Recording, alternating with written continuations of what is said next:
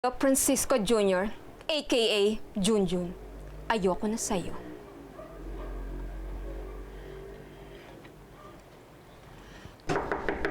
Frida! Frida, si Junjun to! Ano ba? It's too late para umakit ka ng ligaw. Nakalimutan ko ng feelings ko sa'yo. Ha? Ang ligaw pinagsasabi mo dyan?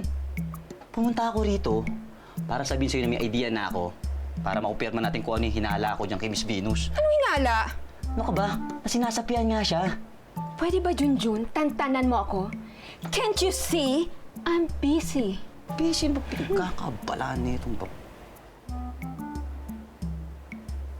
Ginagayaman mo ako, ano? In your dreams. Halika na nga. Sama mo na ako. Bibilisan lang natin to.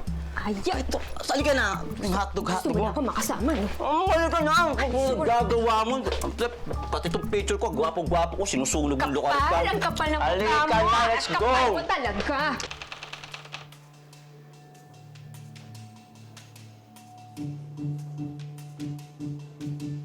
May sapi-sapi ka pang nalalaman?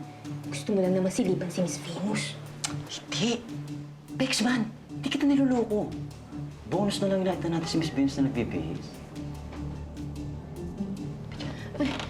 Ay, ano nang puposo ka na naman?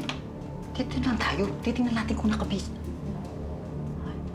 Frida. Ay, Wala. Miss Venus? Wala na si Miss Venus. Sabi ko siya, sinasapian yun eh. Ano pinaggagawa niyong dalawa dito? Spirito Santum! Umalis ka dyan sa katawan ni Miss Venus! Get out! Hi, Junjun. Kung hindi ka lang cute, matagal na kitang sinisante. Frida, tanggalin mo nga sa harapan ko ang lalaking to.